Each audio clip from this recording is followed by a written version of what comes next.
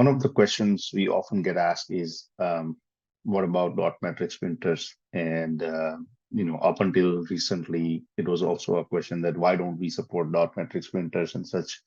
So first of all, the good news is that we do support dot matrix printers now, at least some models of that, and I'll get to that in a minute. So we do support the dot matrix printers. So in south part of India, apparently the dot matrix printers are pretty popular even today in 2024, which might be a little hard to believe for some people, but yes, it is, very prevalent. And eVitalRx is very proud to say that finally we have figured out a way to support those dot matrix printers. So yes, we can support them. However, we're not quite a fan of that for a couple of reasons. One being they are very based on the old technology, and part of the reason that for those who might have struggled with us that we do support Epson company dot matrix printers, but when it comes to TVS, we still struggle. Why? Because the TVS dot matrix printers really are running on a very old technology, and their drivers are actually not accessible for anything browser based. So as you know, eVitalRx is a browser based cloud based software. Whereas those dot metrics used by the older softwares are, of course, also based on the older technology, and that's why they can work with them. But for TVS dot metrics filter, the problem is the browser does not support those drivers for the TVS, and hence, overall old technology, which we usually don't like to adapt to, and they are extremely noisy. As anybody who's ever used them, they know extremely noisy and not particularly great, feature when the patients who are usually sick or something, in your store. It's not the most pleasant environment to be in. But more importantly, like I said, for the browser cloud is a very new technology, and hence the Dotmatics usually don't work with them very well.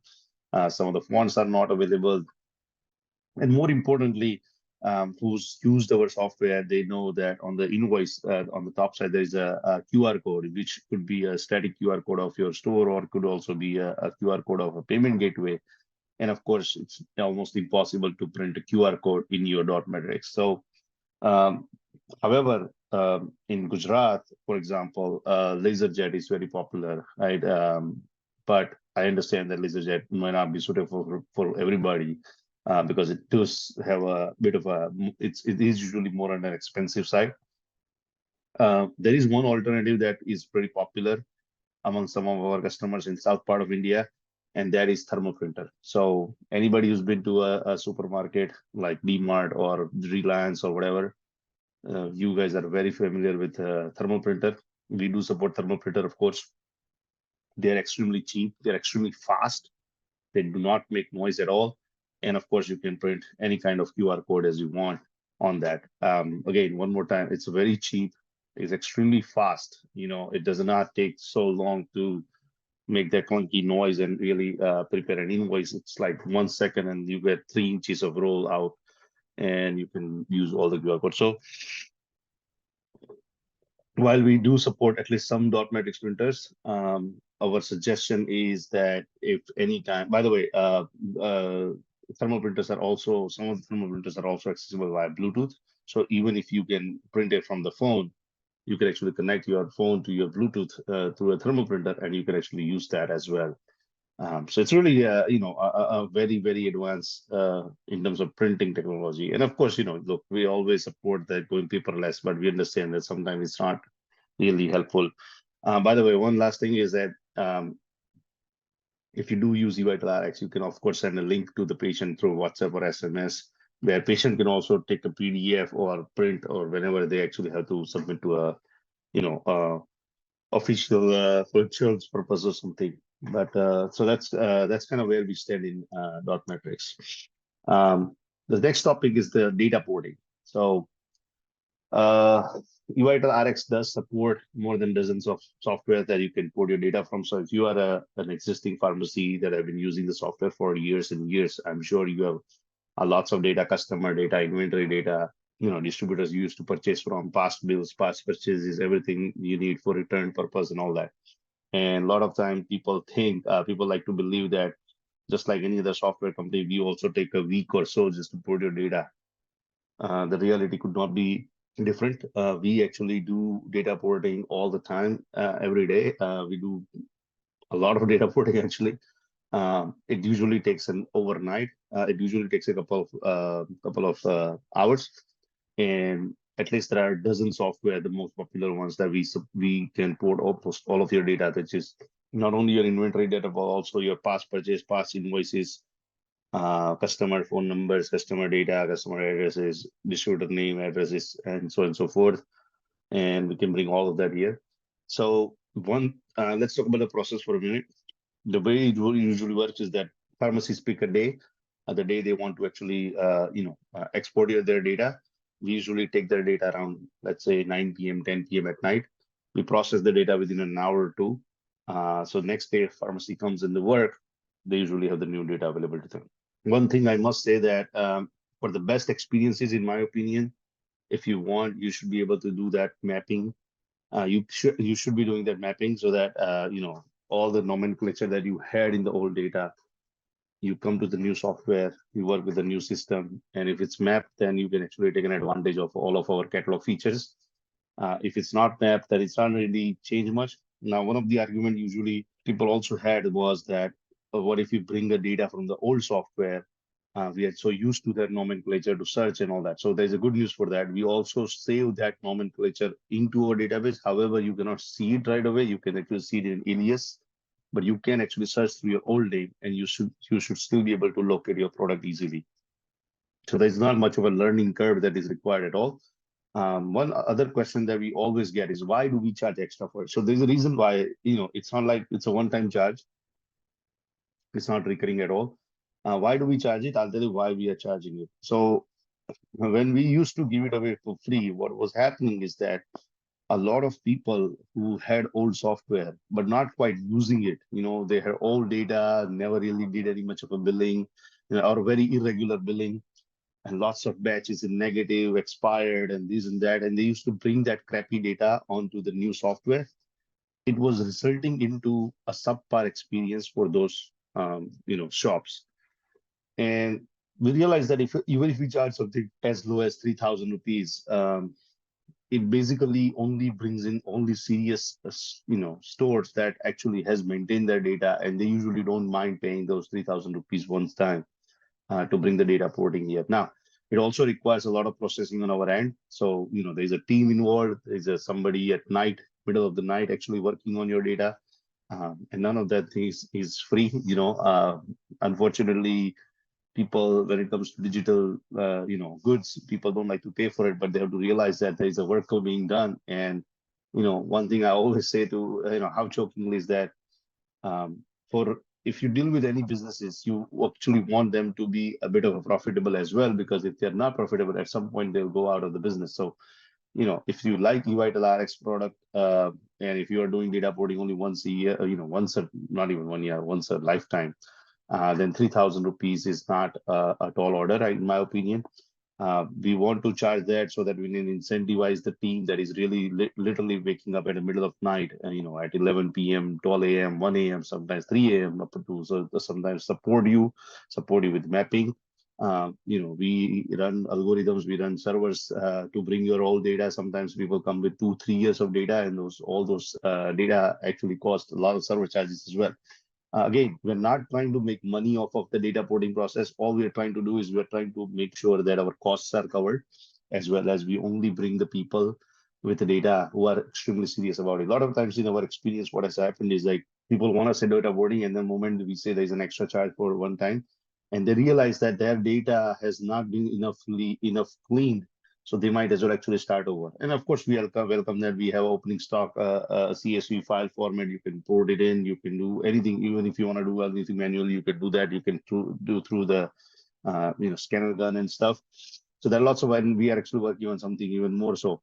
So it really, again, let's to summarize, if you do have a decent data, and if you do have a lots of data, then I think 3,000 rupees one time is not of meaningful charges. And we are only really doing that to cover our cost. Somebody who's going to wake up at 1 a.m. and to do your data porting is going to cost some money, unfortunately or fortunately. So I hope that actually gives you some perspective on why are we charging about data porting and what is our total perspective on that. The next one is CSV and uploading feature. Yes, so this is this is one of my favorite ones.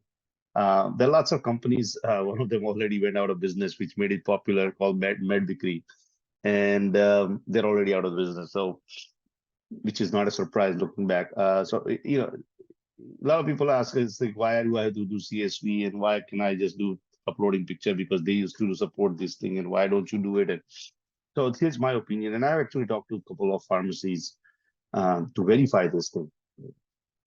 The whole feature sounds amazing in theory, and it also works making the sale. Like they come with a sample CSV or the bill, and they take a picture and it's uploaded and it's great. It sounds great, but in practice, it's extremely hard to get it right. And I'll tell you a couple of reasons why. One is usually pharmacists make some mark on invoices before actually doing it. So those marking really ruins the accuracy of the product capturing. Two, a lot of time camera is not good enough. If the staff is doing with his phone, it may not be the best quality camera. And even then, a lot of errors could occur in reading a batch, reading a product, and so on and so forth. When it comes to medicines, most of the guys actually send CSVs anyway. So it's really helpful for the FMCG products. The problem with that is that a lot of FMCG products are not written properly, even by the distributors. And they're like, let's say it's a Memi Poco and it says just say MP, XL, this, and it's not easy for us. Yes, we can scrap that from the image, but we cannot map it to the correct image, right? I mean, sorry, correct product. So what I have seen in experience, and trust me, I want to do this thing. Trust me, we have been wanting to do this feature for the last 4 years since we started the company. If in fact, if anybody remembered us from 4 years ago, we actually did build that feature. Agam Jain, who's my colleague, he actually gave a demo of as well. So 4 years ago, we actually tried to do that. The problem we ran into is that a lot of time was getting a lot of inaccurate products, and in our experience, people ended up spending more time correcting those features. I mean, sorry, correcting those product names and quantities and batches and prices and everything than they could have just done manually. Instead, what I suggest is if it's a medicine, 95% chances that your distributor has a CSV. Ask for CSV. If it's an FMCG product, we have all the barcode data. You can use your mobile, just scan the whole thing. We talked about somewhere else, and you can use that to draft in the email all your changes, the pricing. Overall, this uploading picture feature is a great sales gimmick. It's nothing really more than that, in my opinion. I know it sounds very harsh and strong opinion, but I think I've been told by some of those really more very experienced pharmacists that it never works really. It sounds great. When you look, it's like one of those magic tricks. If I show you a magic trick, if I'm a magician, if I show you a magic trick, you love it and you buy it, and when you go home and you try to replicate it, it just doesn't work. However, because a lot of customers have asked us, of course, we keep revisiting the same thing. Like, okay, what if the algorithms are, better than before? What if we can actually use some intelligence around it? So we are working on it again one more time. Every 6 months we picked it up. We see if we can do something about it. We do have somebody who recently joined our company, and they are working on it. And what I can tell you the least is that if we find it successful, if we find that this is helpful to you, trust me, we would actually want you be able to use this. So up until then, I have lots of doubts, and I truly have not seen a good example of actual workflow. If you guys have anything, let me know. Kaushal at eVital.in, send me a video of recording of how accurate it is, and then if it is, then trust me, I'll put all the resources I can to get this thing done. Next one, patient application. So uh, this used to happen before. Now that we are much more popular compared to any other, ERP software, and especially cloud, it doesn't come that often, but it's, every now and then we still do come across that a lot of people love our patient application. They love what we did with the patient application. Patient can actually connect with your pharmacy. They can place orders and all that stuff. But what they want to do is they want to use their existing ERP, and they are like, why can't we do this? Like, why can't we have a patient application on eVital, and our own ERP system stays wherever it is, be anything, Mars, Skyway, C Square, Visual, whatever it could be.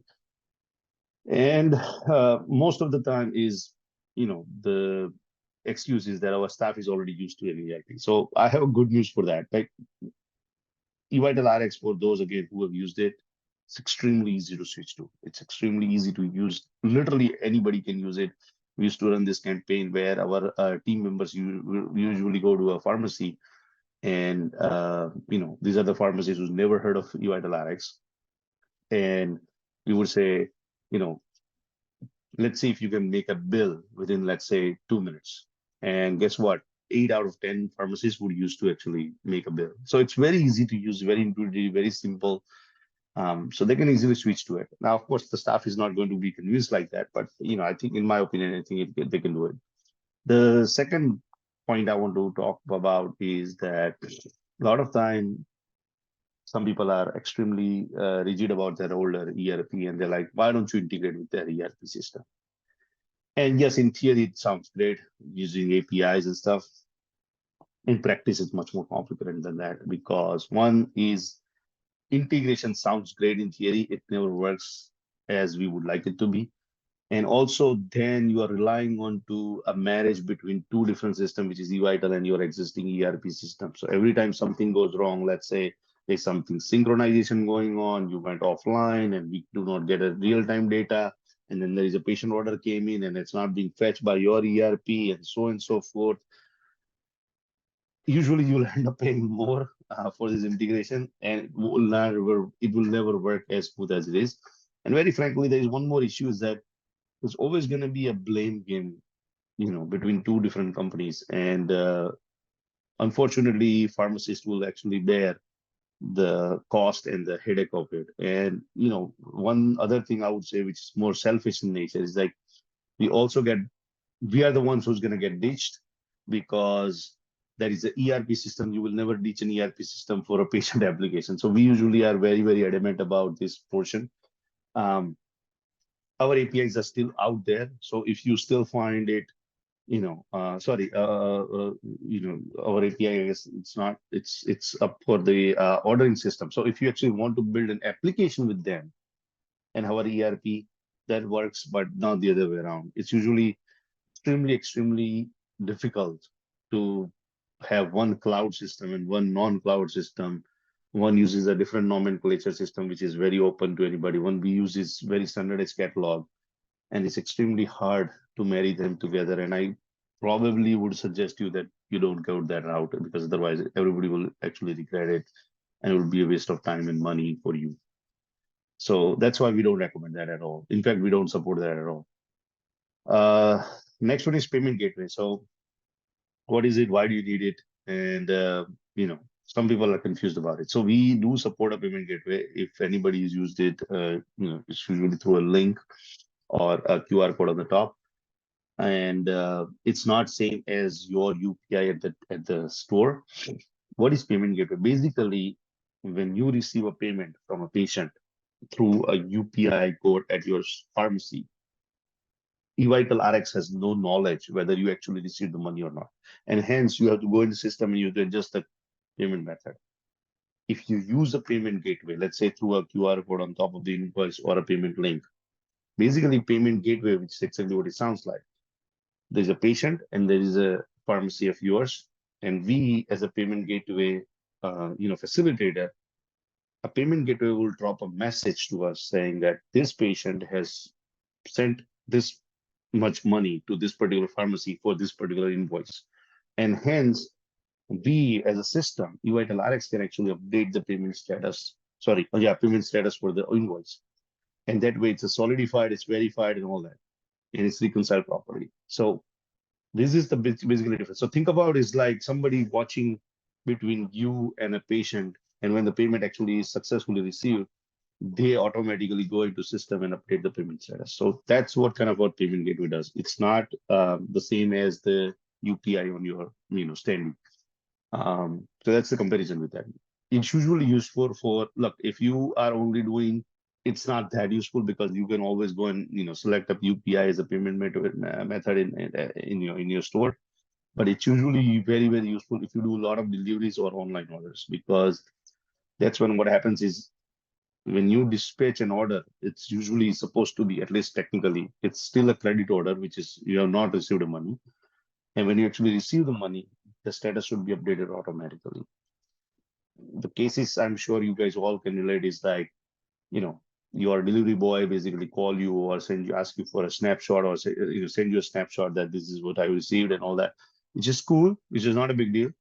Unless if you do like 30, 40, 50 deliveries a day, yes, it's a headache. Or sometimes what happens is people forget to update the payment status. Right. So your delivery guy actually received it. We forgot to update it because we're not at the counter or something. And then it becomes a disputable thing in the future. Right. And that's why it's usually good with deliveries and online orders. And the last thing is, of course, the reconciliation is pretty accurate, right? Because you are literally receiving whatever money you're receiving, you are actually attributing to a UPI or a credit card or net banking or whatever it is. And it usually results in a very, very clean reconciliation. So, please use it if you find it useful, especially if you do a lot of online orders or deliveries. One more question is getting more than a support. So, we do offer a very good customer support, online. And, as much as we would love to increase the hours of the support, we also provide a lots of other ways to get a support. So if you go to a portal and if you go to pretty much any page, you will see a little light bulb on the top, usually on the top left. And that light bulb basically, if you click on it, a drawer will open on the right side, which will actually provide all the content for that particular page that is relevant. There will also be some videos. This is coming directly from our YouTube library. Our YouTube library has more than 500 videos, including demos and FAQs like this one, Healthy Dose, which is a series of discussion with me and my, founding team member, Ajay Modi, where we discuss, why do we do certain things the way we do. And you can take an advantage of that. Learn more, you can search through anything you are interested in. You can click on it, hunt through. And now we are also trying to come up with more language support as well. There is one more thing that is coming out very soon. I don't want to ruin the surprise, but basically, no matter what we do, there are certain ways of getting a support, like Learn More and YouTube libraries, always available to you 24 hours a day. And I think you should take an advantage of that. And like I said, there will be more languages supported in the near future as well. So hopefully you can take an advantage of this as well.